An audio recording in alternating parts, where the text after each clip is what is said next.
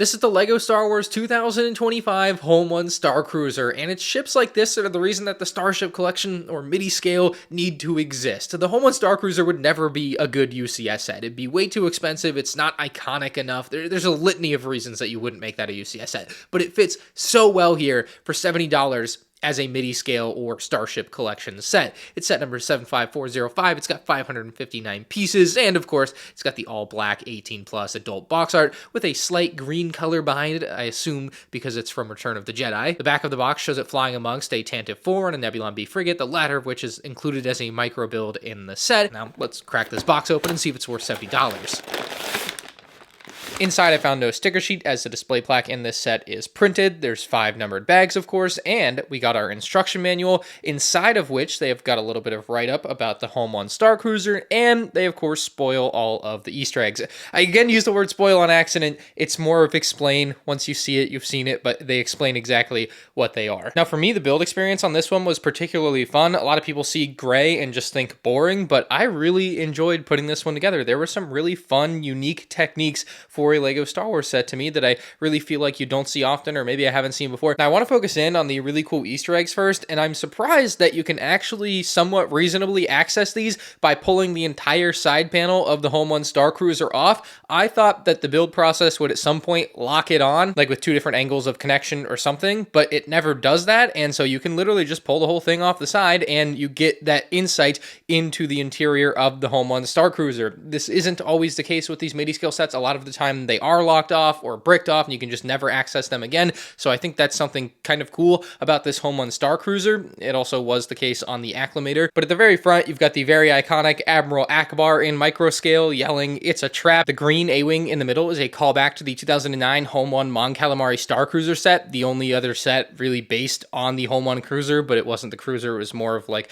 the meeting area and a hangar. And then the final scene in the back is Ahsoka and Hera at the holotable from the Ahsoka show. So it's pretty cool that there's a couple of different pieces of media represented on the inside here. And then they also explain the Nebulon B frigate like it's an Easter egg, which I don't really care for because it's not an Easter egg. It's just part of the build to me. But the Nebulon B frigate is also spelled out in plain terms for you in the instruction manual. And it's a nice little micro build off to the side of the Home 1 Starcruiser, technically making it another MIDI scale Nebulon B frigate. So now there's 2 of them. Now the Starcruiser build itself, I think, is better than I ever could have imagined LEGO would be able to make something like this. I have one issue with it. I'll just get that out of the way. There's a little bit of dark red here, some dark red here.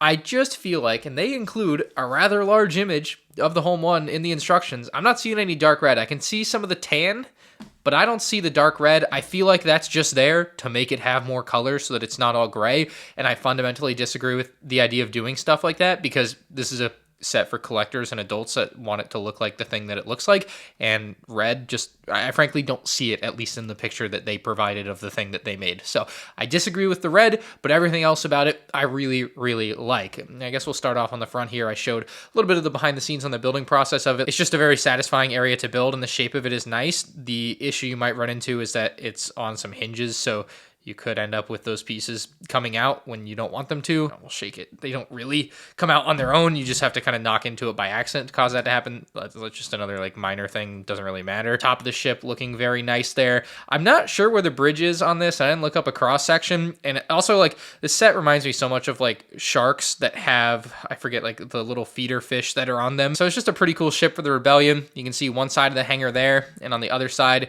got a little bit of a cleaner looking hangar with that translucent blue color. Of course, that was also on the inside. I like that they used that hangar color, translucent blue on the inside. I didn't show it earlier, but the Nebulon B frigate is just attached with that big clear stilt piece onto the bottom. And even the bottom of this set, they did a pretty good job getting some of the curves on there. They totally could have done more. I feel like they left it a little bit open-ended on the bottom, but I'm also, you know, like, it's the bottom of the ship. It's the least important part to look good because it's the part you see the least. And I guess that technically counts for the inside. The engines are another part of this Starcruiser that were done super well. Some black and gunmetal gray and dark gray for the actual pieces of it, and then translucent blue for the thrust coming out of the back. It's the same on both sides, more or less there. And here's the underside there. So yeah, the engines look very nice on this. They even, I don't know if I showed it very well, but the Nebulon B frigate has a little bit of thrust coming out the back, so I think that's pretty cool. Now, when it comes to the display stand, there's the back side. It's basically the same standard design that we've seen time and time again with the Starcruiser sets, which is what we want. This one, though, because the Home One Starcruiser is such a heavy, dense build, on top of it is a little bit more reinforced than most of the stands are on the underside. So I've got that extra piece there, just a little something extra to make it harder to fall off. It still can fall off, but it's a slightly stronger connection